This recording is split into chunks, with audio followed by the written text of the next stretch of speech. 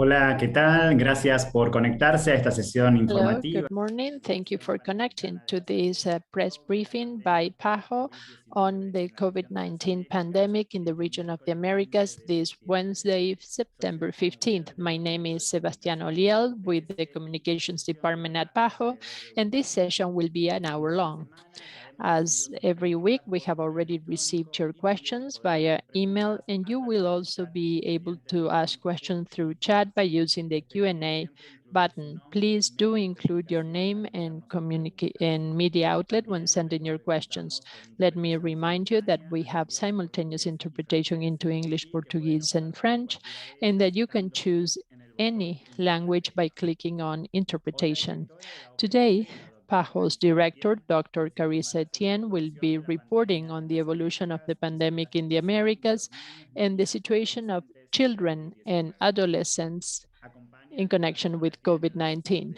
Together with Dr. Etienne, we have Dr. Jarbas Barbosa, Assistant Director of PAHO, Dr. Ciro Ugarte, Director of Health Emergencies, and Dr. Sylvain Aldiguieri, Incident Manager for COVID-19 at PAHO. So now I would like to invite Dr. Etienne to share her remarks and regional update. Dr. Etienne.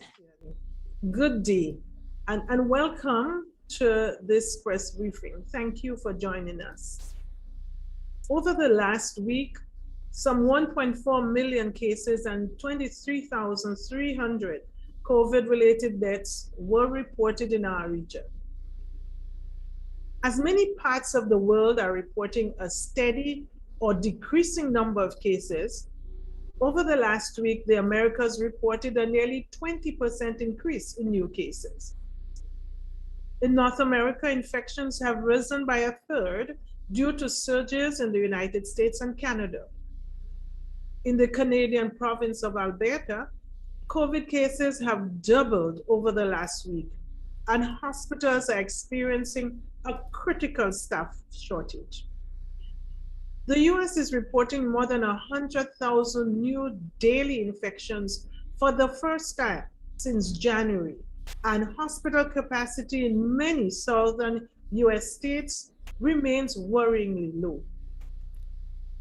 Infections are also surging in Costa Rica, Guatemala, and Belize, as many hospitals are completely saturated with COVID patients. Meanwhile, infections have slowed in the Caribbean, although there are a few notable exceptions. Grenada, Barbados, and Bermuda are reporting sharp jumps in cases, and Jamaica saw its highest weekly case count since the beginning of the pandemic. Most South American countries are seeing continuing declines in COVID infections and deaths. We are encouraged that more than 30% of the people in Latin America and the Caribbean have been fully vaccinated against COVID-19. But because these doses have not been equally distributed, there is still much to do to reach everyone who needs a vaccine.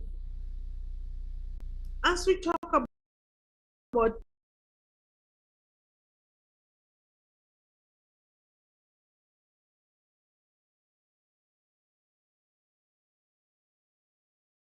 inequality in our region, we should also talk about a group whose needs have not received the attention that they deserve.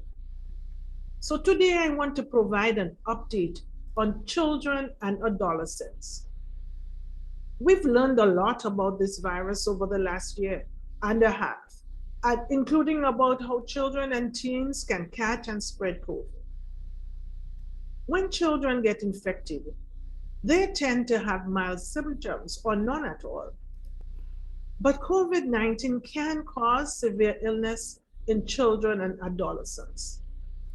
As with adults, if children have underlying conditions like diabetes, younger children are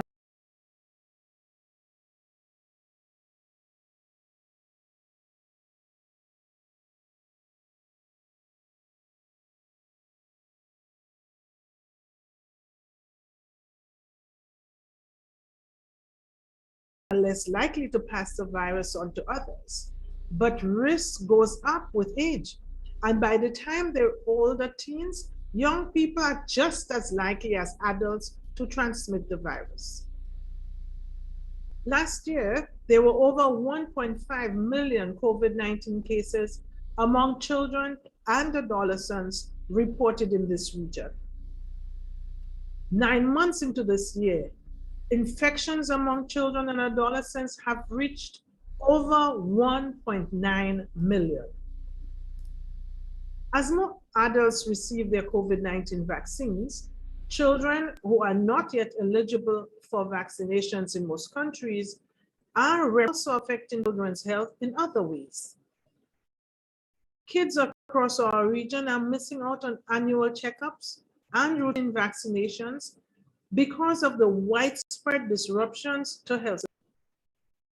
Half of young people have experienced increased stress or anxiety during the pandemic, yet mental health services and support remain out of the reach for many.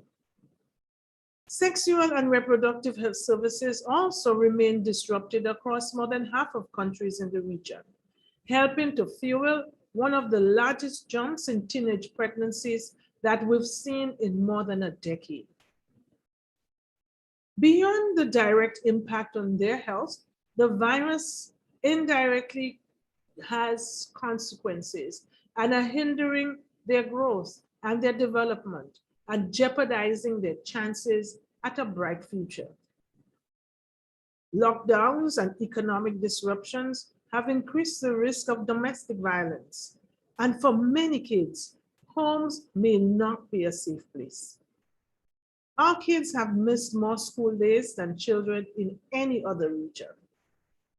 And despite efforts to leverage virtual classrooms, these can never substitute in-person schooling because schools are not only places where children get an education, they are also places where children socialize and can receive mental health support or a nutritious meal.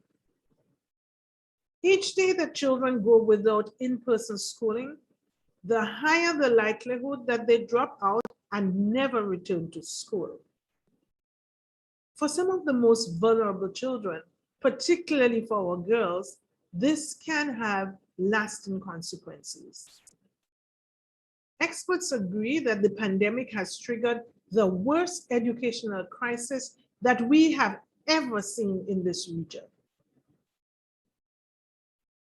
The broad impact of the pandemic on children and adolescents cannot be ignored.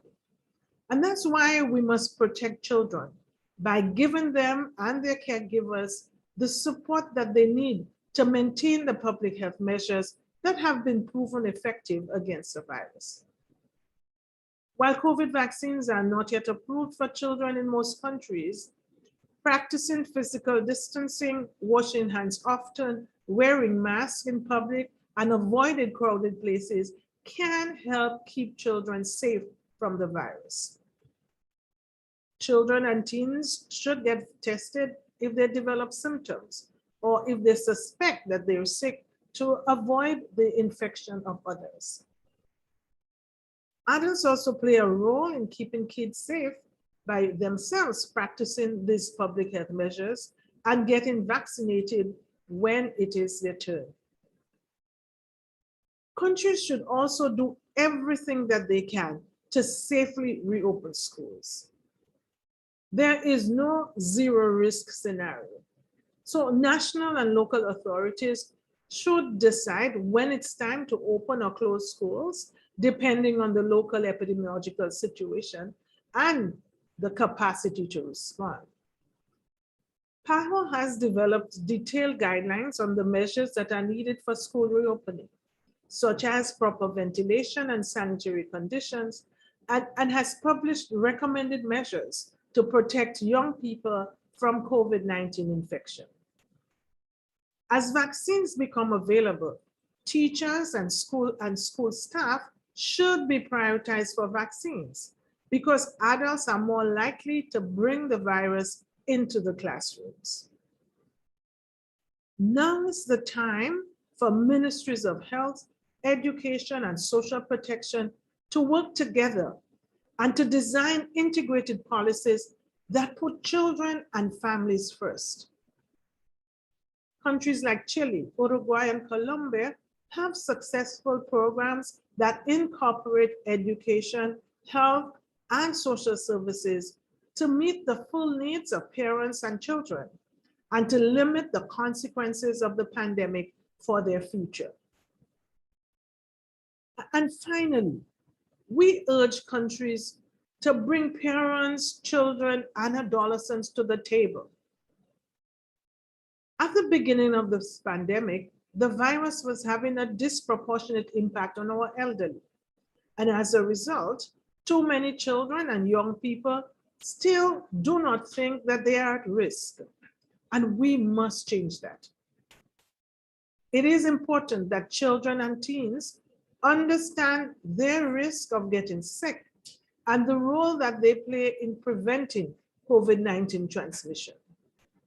Countries need to develop communication campaigns that are specifically directed for children and adolescents and that bring their needs and their resources available to them in focus, listening to their concerns and their parents' needs, and using language that they understand in platforms that they like TV and social media, platforms that resonate with them.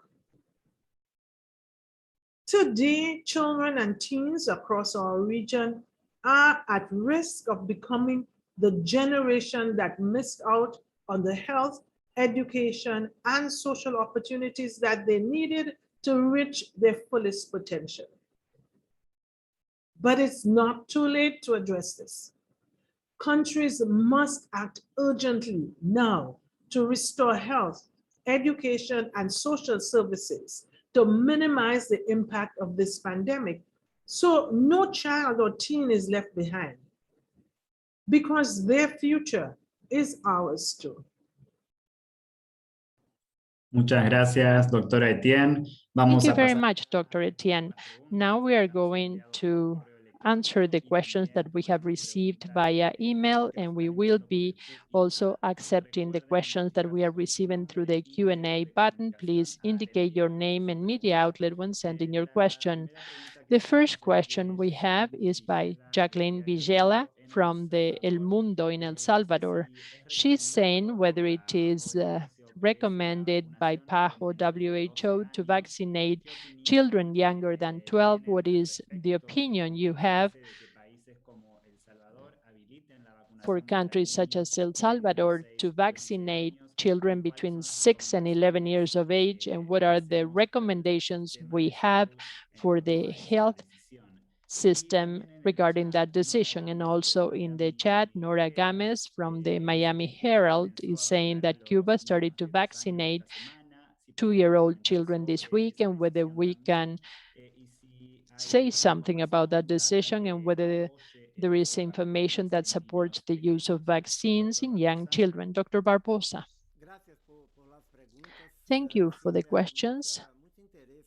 There is always significant interest in vaccines for children and teens. Very briefly, I should clarify the process for WHO recommendations. First, vaccines need to be presented to WHO with safety and efficacy information for teens and children. Out of the vaccines that have been authorized for emergency use, we can mention Pfizer, that has been authorized in teens. The Moderna vaccine has requested before WHO a review of their data to use the vaccine in teens between 12 and 15 years of age. The Sinopharm and Sinovac vaccines also requested WHO to be able to be administered to children between 3 and 17 years of age.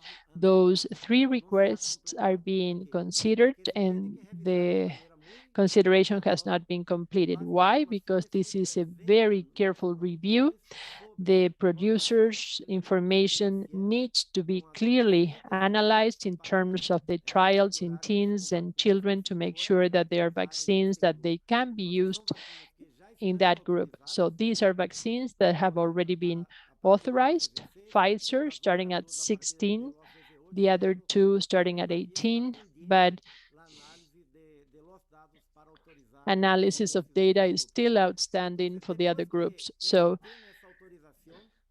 upon obtaining the authorization, the WHO experts group, SAGE, for its, as it is known for its English acronym, is authorized for use, and the vaccine is authorized, and it can be authorized with those characteristics. So far, we do not have any vaccines that have been authorized by WHO for their use in children, and that's the reason why WHO and PAHO do not recommend using vaccines with those children. Some countries are making their own decisions. There are 2 countries that are already using vaccines in children in the region based on the information. They are Cuba and Chile. And certainly Cuba and Chile have already received the dossier, the information from producers, and the regulatory authorities authorize this. They do not need to justify this to PAHO or the WHO. This is the country's decision. We cannot make a comment on those decisions because we are not aware of the data presented. But again,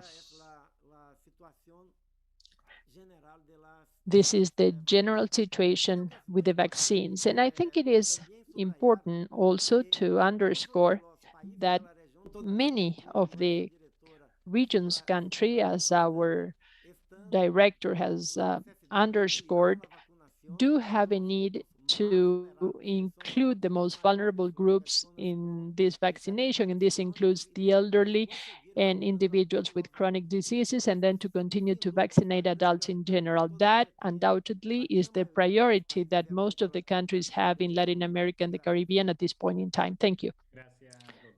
Thank you, Doctor. The next questions in the chat in English, Belisa Godinho from W Magazine read. WHO PAHO give to children starting school.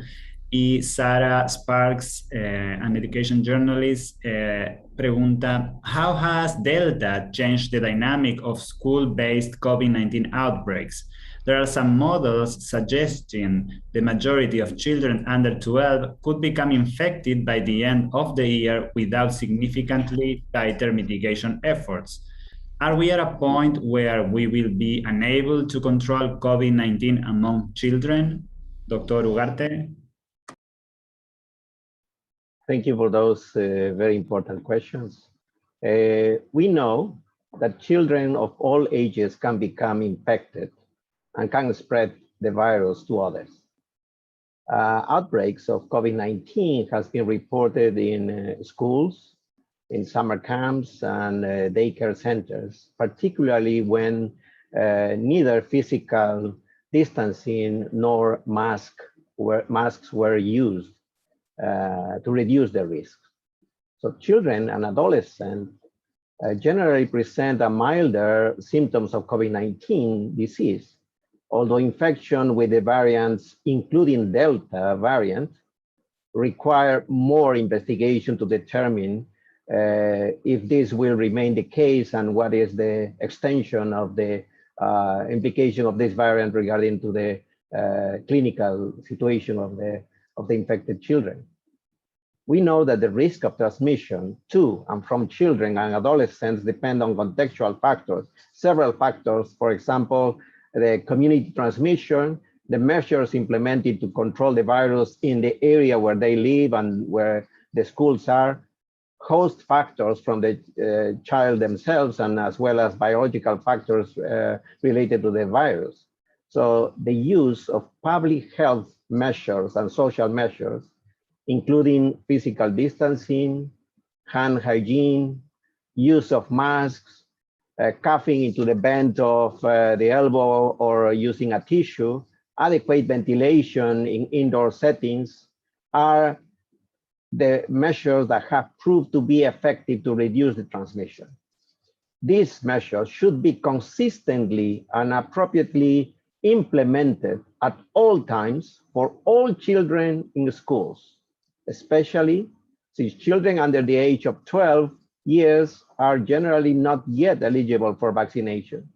There is a big responsibility of the national authorities, the health authorities, and the school authorities to implement these measures and to monitor the situation of the epidemiologic situation in those areas, but also implement those measures during transportation to and from schools.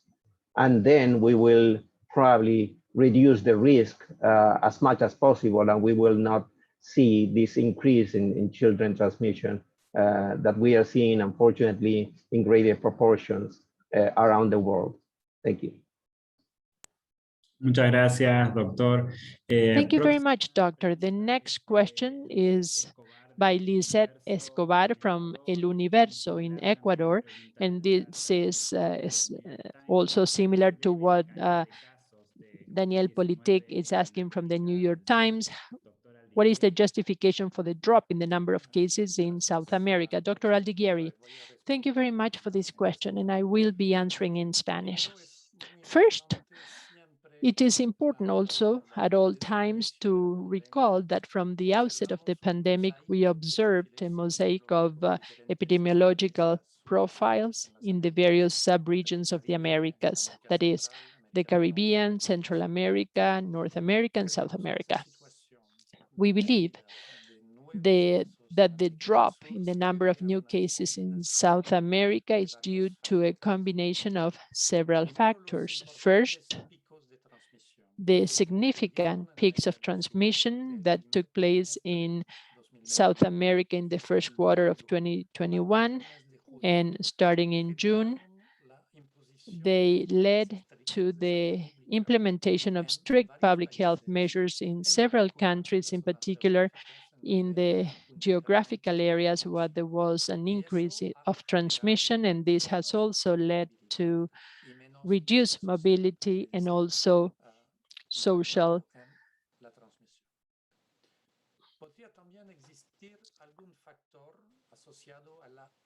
incidents. That is to say this had an impact on transmission. This also could be related to seasonality. For example, flu season for North America had a similar behavior between 2021 and 2020 and 2021, similar to COVID-19.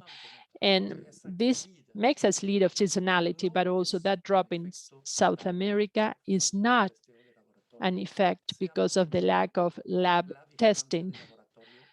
Lab surveillance is in keeping with the trends and the current situation. And another very important factor to be taken into account has to do with the immunity situation. For example, first, more than 231 million individuals that have received the first vaccine in the Americas, and 132 million that have a full schedule of vaccination, and 19 million of individuals who received a sole dose vaccine. So this is also impacting the situation. In countries such as Uruguay and Chile have very good national coverage, above 60 or 70%.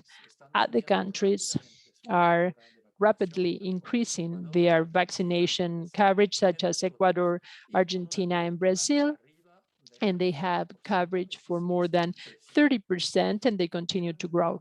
Finally, I would say that we need more characterization country by country as to the impact that those that recover from the disease has in a region that had very important surges in early 2021. I hope I have addressed the question by the journalist. Thank you. Thank you, doctor. The next question is by Ana Lucia Ola from Prensa Libre in Guatemala, and she's saying, with the Delta variant, how effective is the COVID-19 vaccine in children and teens? and the protection from the vaccine given severe disease, could it be higher as compared to the protection that adults have?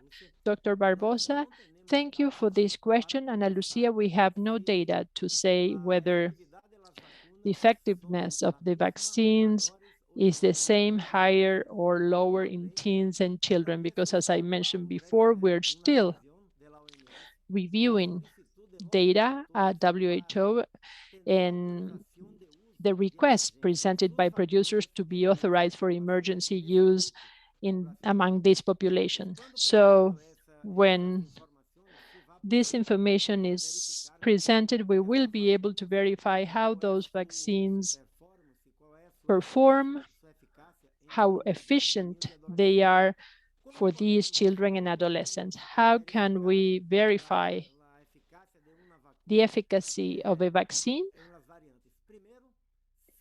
against variants? First, if during the clinical phase 3 trial in the countries where the vaccine was used for the clinical trial, the Delta variant was present. There we are going to have information that will be provided by the producers. The other possibility would be with real life data on use from the programs, and there we will be able to verify if the effectiveness of a vaccine continues to be maintained in terms of protection when the Delta variant is circulating.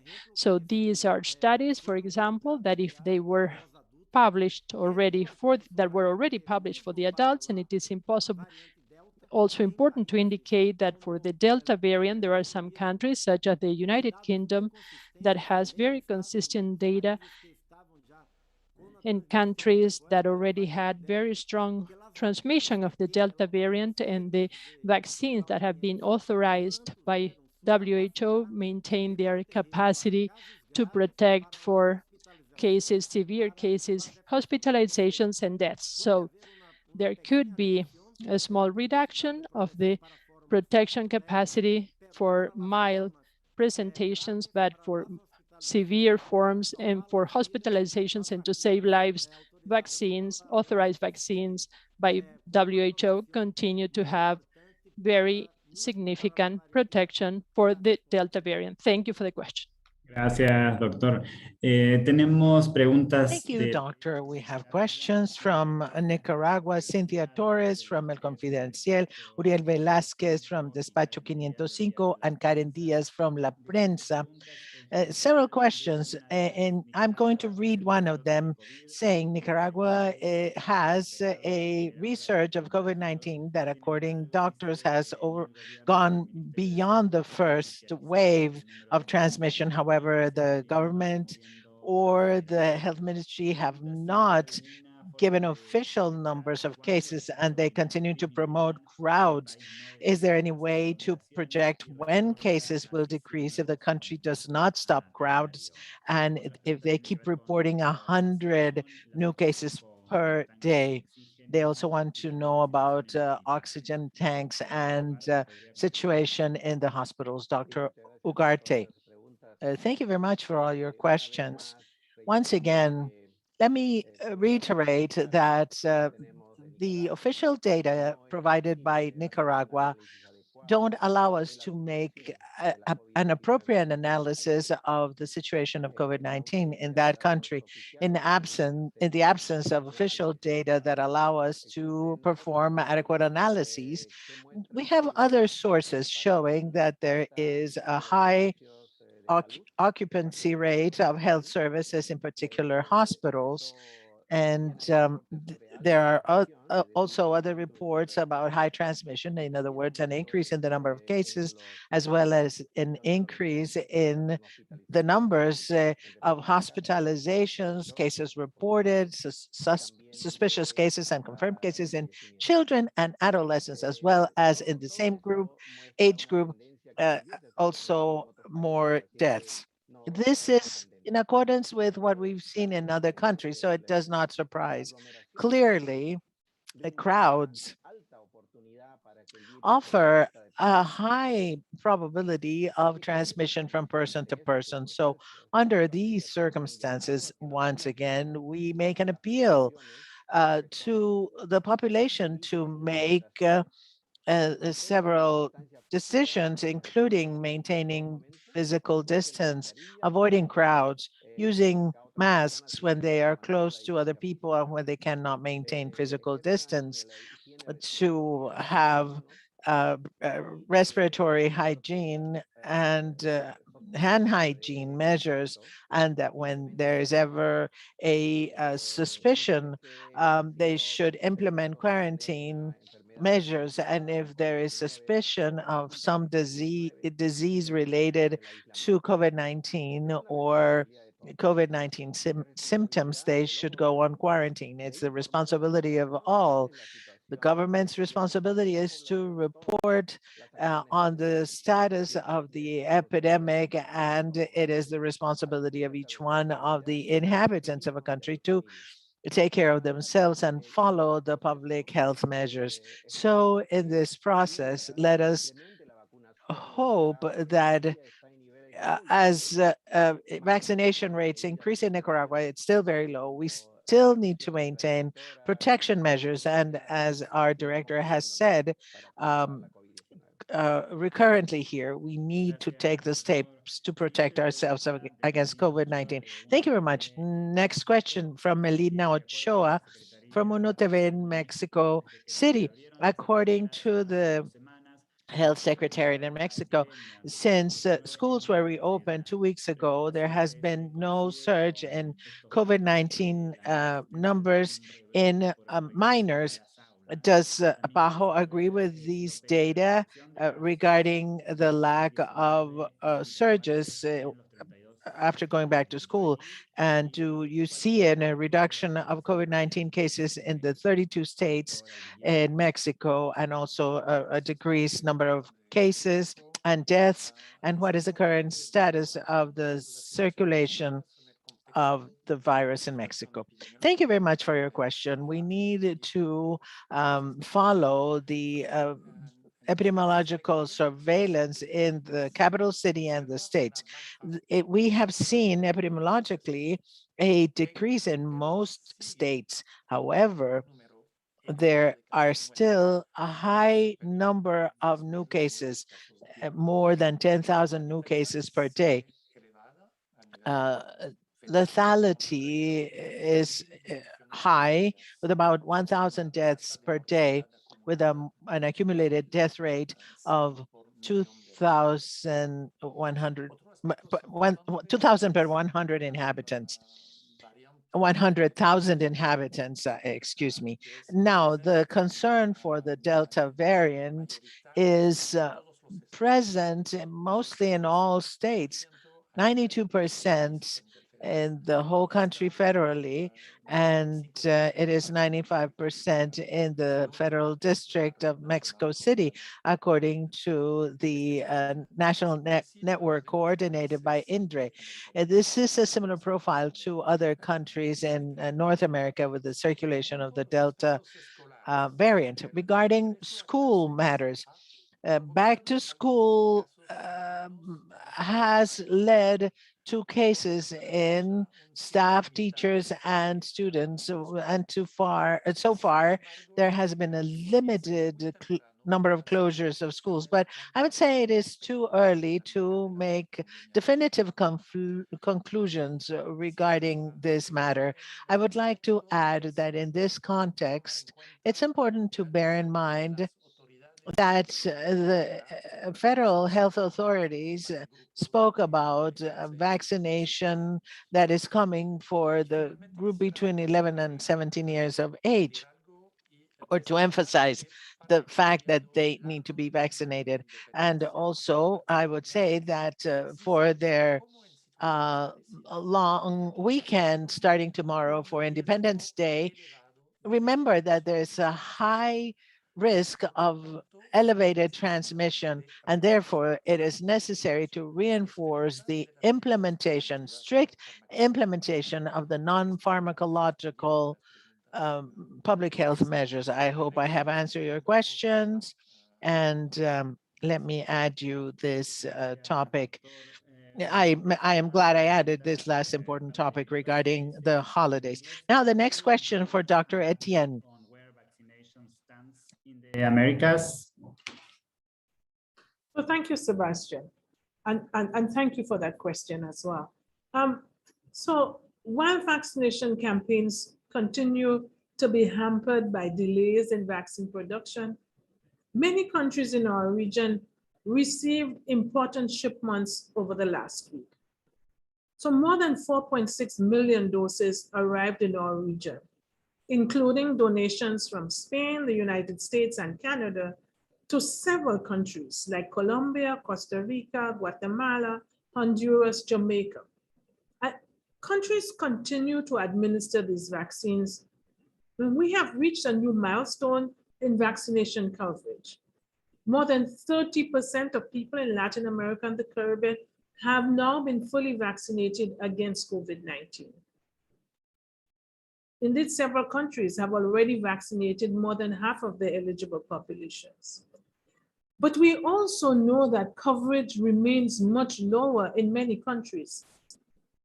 Just over 5% of people have been vaccinated in Jamaica, fewer than 4% in Nicaragua, and less than 1% in Haiti. And from what we can see, vaccine inequity is only getting worse.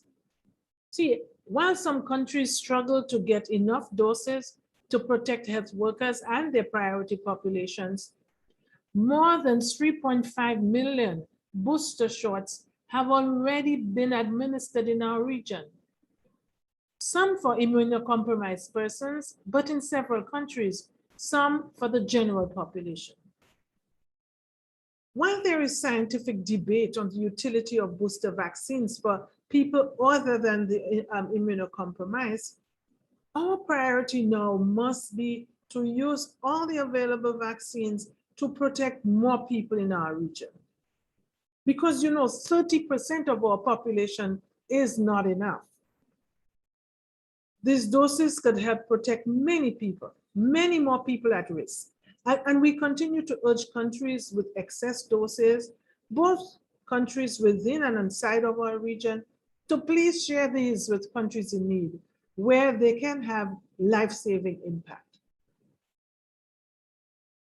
I also want to take this opportunity to urge countries that have faced slow vaccine rollouts, like Haiti, to please redouble your efforts and expand the reach of your immunization drives, even in difficult conditions. Some countries, including several in the Caribbean, are also grappling with doubts about vaccines in their population, vaccine hesitancy. But to these populations, I say, please, take the vaccine as soon as it is available to you. The vaccines that have been approved by WHO are safe and could save your life.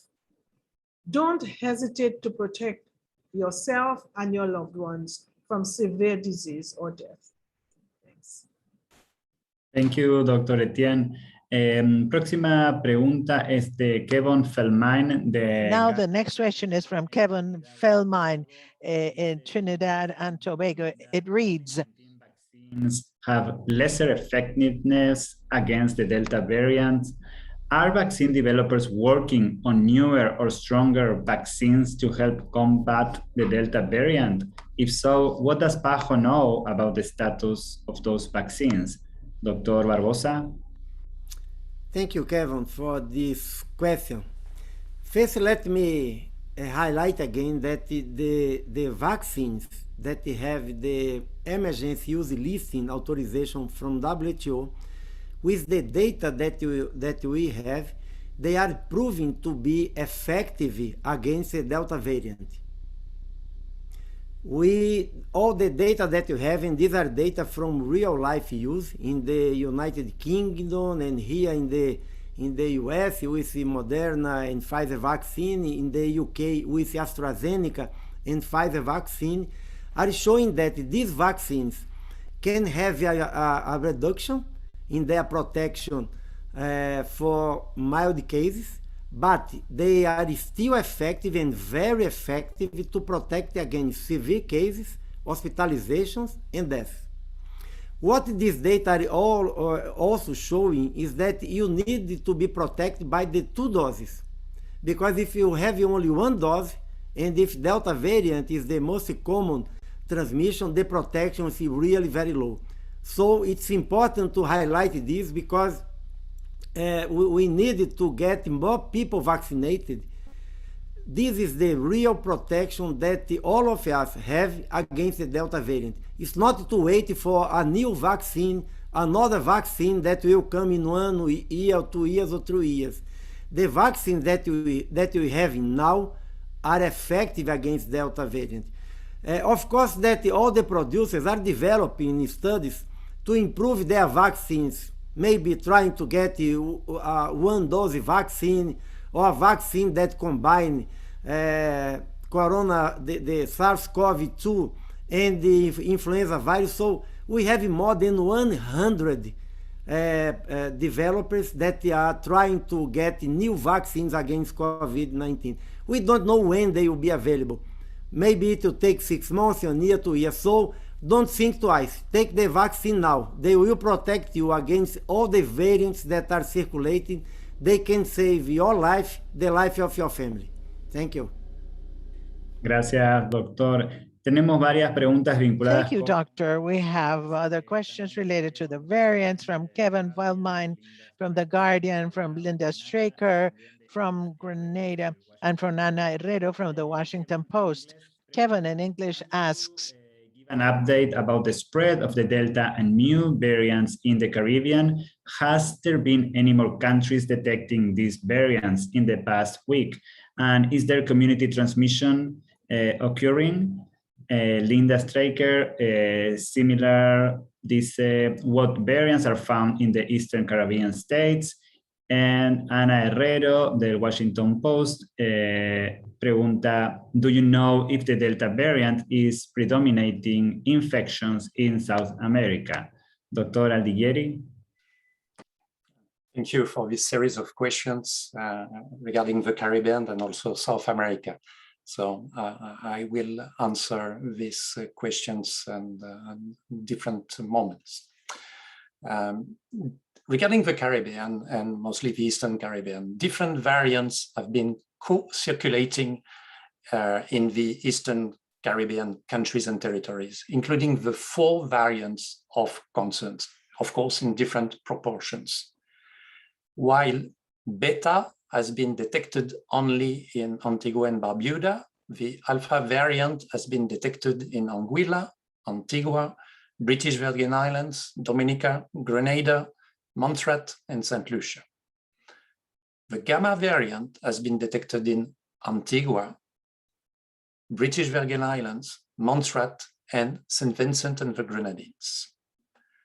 The Delta variant, which is becoming predominant in the Caribbean subregion, has been reported in most of the Eastern Caribbean region, and during the last 2 weeks has been also detected in other parts of the Caribbean, including the Bahamas, Guyana, and Haiti. But it is important to remember that this process of displacement and or replacement of strains of variants by another is an expected phenomenon, which has been happening since very early in the pandemic and occurs, among other factors, because of the emergence and circulation of variants like Delta that are better adapted to the human host as part of their evolution process. Regarding the Mu variant, first, I would like to remind the public that these variants, originally classified as B1621, is not a new emerging variant. In fact, it has been circulating in the region of the Americas at least since January 2021. In the region of the Americas, this variant predominates in Colombia, and a significant transmission has been observed also in Costa Rica and in Ecuador, but with no impact in terms of severity, lethality, or significant increase in transmission. Other countries have detected the mu variant on a sporadic manner with low impact on the community transmission. This includes Mexico, Chile, Peru, Venezuela, and a number of other countries, including in the Caribbean. It is important to mention regarding mu variant that it is a variant of interest. It does not generate, in essence, any change and does not suppose a threat or a particular risk after circulating for several months. It means that mu should continue to be closely monitored while new studies are carried out. And finally, the last question regarding the situation of Delta in South America. We can say that we see at the moment a difference with other subregions, including North America and the Caribbean, regarding the situation of Delta. Delta has been detected in all Spanish and Portuguese-speaking countries of South America. However, in many countries, we see that the Gamma variant, which emerged late 2020 in the Amazon basin, is still the predominant variant in many countries. So this is a complex mosaic, this is a complex panorama, but we are getting excellent data from the network of genomic surveillance in South America and also in other subregions as the Caribbean and Central America. I hope I have answered the concerns of the three journalists regarding situation of variants in different subregions. Thank you. Gracias, doctor. Próxima pregunta de... Thank you, doctor. Our next question from Gerson Collave from El Comercio in Peru says, a while back, PAHO announced the platform to produce RNA vaccines in the future in the region. Have some countries shown their interest in participating, and is Peru one of these countries? Dr. Barbosa. Yes, thank you for your question. It is a very important initiative from PAHO, which was announced by our director to decrease the vulnerability of Latin America and the Caribbean. From the beginning of this pandemic, we've been looked into this for relatively simple products such as masks and all the PPE and ventilators, respirators. There is a large need, which was underlined also regarding vaccines, that we need to strengthen the production capacity in Latin America and the Caribbean. The principle, in principle, it is not to strengthen one country's capacity to manufacture for themselves. No, we need to leverage the fact that several countries have the ability to produce vaccines. Several countries can produce important components for the vaccine. So the idea is to take advantage of the existing capacity and submit proposals that are feasible, that can be sustainable over time.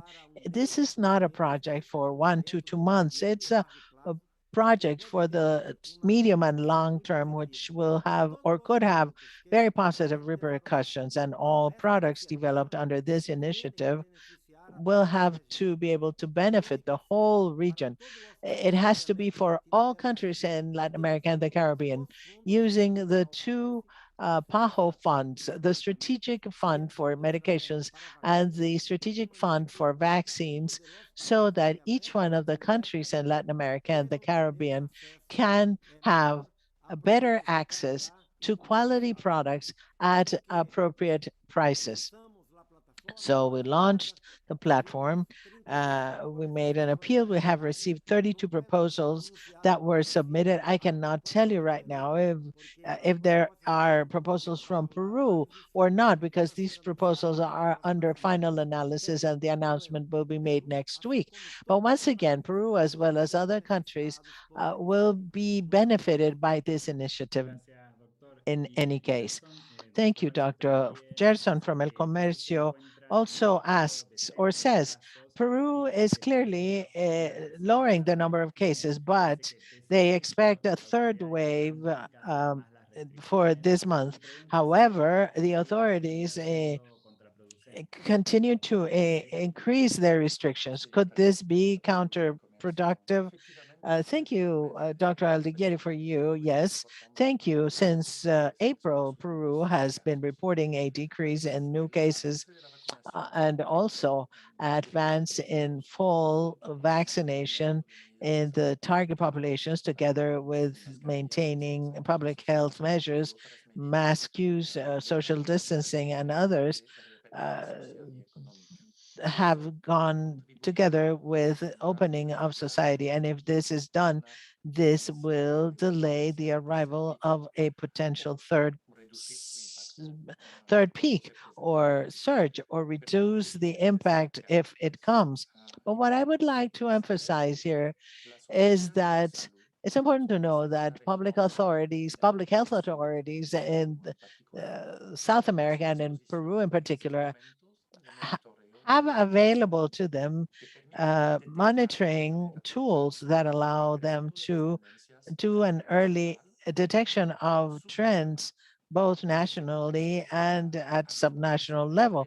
And so having close articulation between the teams of epidemiological surveillance and local and regional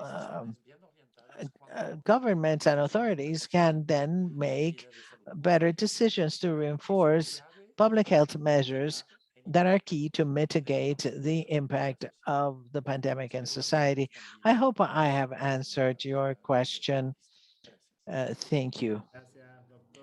Thank you, Dr. Emilia Wexler from Clarín in Argentina says, what is it that Russia has to submit to the WHO so that the WHO will approve the Sputnik 5 vaccine? So specifically, what did Russia not do well? Thank you for your question. Any vaccine manufacturer who wants to receive an EUL from WHO has to submit all the information regarding three aspects. First of all, the quality in the manufacturing process. They need to prove that the site or sites where vaccines are manufactured are in agreement with the best practice manufacturing practices. Second, the safety, and third, effectiveness data. So what happens with the EUL for the Sputnik? This process for the EUL was suspended because while inspecting one of the plants that where the vaccine is manufactured, they found that this plant is not in agreement with the new best practices of manufacturing. So the producer needs to take this into advisement and make the necessary changes and be ready for a new inspection. So the WHO is waiting for the manufacturer to send news that their plant is up to code. In the meantime, they have to wait for a EUL. Thank you, Doctor. Next question is from Orville Williams from Antigua Observer in English. Approval recommendation of use of AstraZeneca vaccine in children, considering AstraZeneca is the most accessible and widely used vaccine in poorer countries, especially. Dr. Barbosa?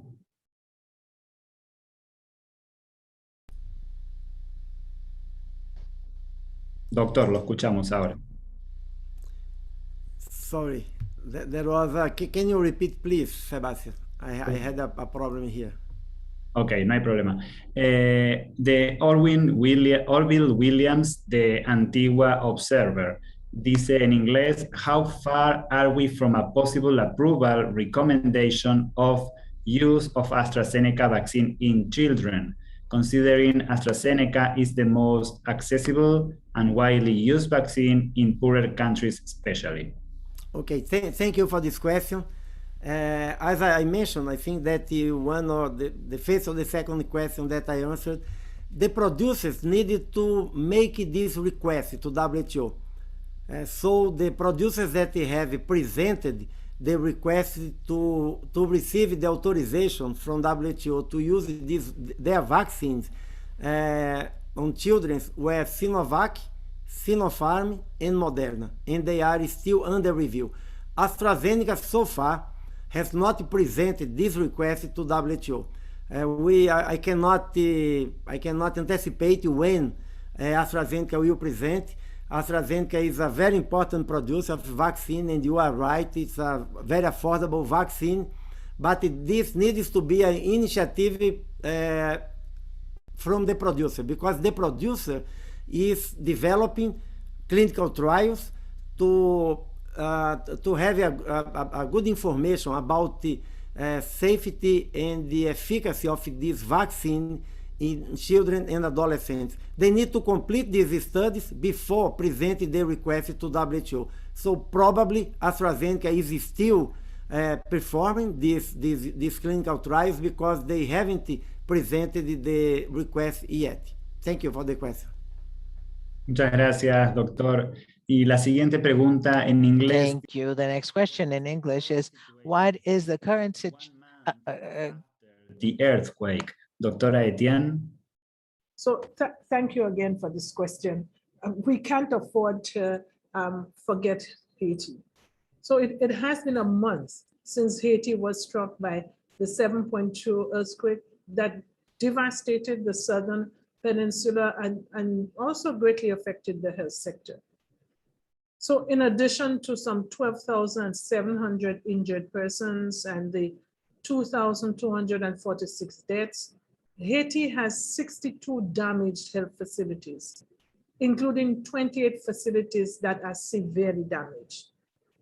5 of those have been structurally assessed with the support of an engineer from our Smart Safe Hospital initiative, and others are on the list.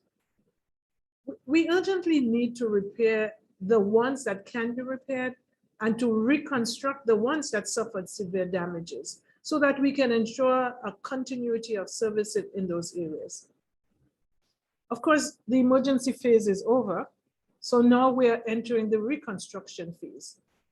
And PAHO continues to work alongside the Ministry of Health of Haiti to address what are some of the most urgent needs.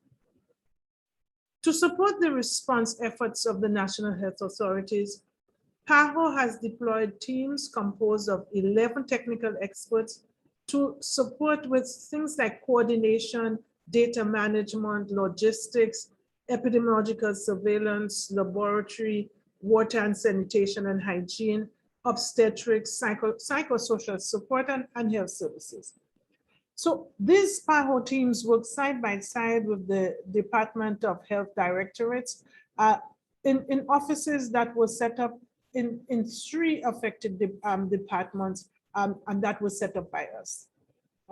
We are also distributing medicines, medical supplies, including trauma and orthopedic kits to health facilities, both in the affected departments and in health facilities in Port-au-Prince, because those facilities supported the treatment of victims from the earthquake. Haiti is today being supported by 11 international emergency medical teams, or what we refer to as EMTs, that are deployed in the affected departments. Many of them working really close to what were facilities before, but now are damaged. And many international and local partners have deployed mobile clinics to the affected areas. 6 other EMTs have now completed their missions and have left Haiti. But, you know, regrettably, there are still secluded areas that have not been reached. Primary health services must be reestablished in all areas where health facilities were damaged to ensure that the population can receive health services close to their place of residence. Big efforts are being made as we speak to strengthen the epidemiological surveillance, mainly for COVID-19, but also for other transmissible diseases, both in health facilities and in assembly points, where some 26,000 people who lost their homes are gathered. Health promotion activities encourage the population to follow the public health measures that we've spoken about so much and to get vaccinated against COVID-19 and other vaccine preventable diseases. I must say that the current security situation is hampering humanitarian efforts, and blockage of the main road leading to the Southern Peninsula is delaying the distribution of aid to the affected departments. Fuel shortages as well also hinder activities throughout the country. So UN agencies and partners, we are continuing to use helicopters, convoys, and maritime transport to provide support and humanitarian aid to the affected areas. But that is making our work more difficult. I also want to make a special plea to Haitian officials and partners. Please, let's work together to intensify COVID-19 vaccination efforts. So far, Haiti has administered some 52,000 vaccines, and many more people need to be vaccinated. 1% of your population covered with an available 500,000 doses is totally unacceptable. Along with other measures, increasing vaccine uptake is important to protect the country from COVID-19 transmission. Please let us not forget Haiti in a time of acute need. Thank you. And thanks for joining today's press briefing. Muchas gracias, doctora Etienne. Ahora sí, Thank you, entonces, Dr. Etienne. We have come to the end of our session today. We wanted to report to you that next week we won't be holding this press briefing because it is the week where the directing council will be held. It will be starting next week from Monday through Friday, and it will be the gathering of all the ministers of health of the Americas. It will be held virtually, and please be on the lookout because we will be sending you information so that you can follow the sessions and also some communiques about the most important resolutions and also the report on the pandemic, which will be presented to the ministers. The sessions can be followed on the PAHO YouTube channel as well as on our social media. Please be on the lookout. We will send you more information in this regard. Regarding COVID-19, you can visit our PAHO website where you can find more information about the epidemiological situation and status, and also about the vaccination status and the work PAHO is doing to counteract the effects of the pandemic. Again, thank you very much for joining us, and we'll be in touch. Greetings.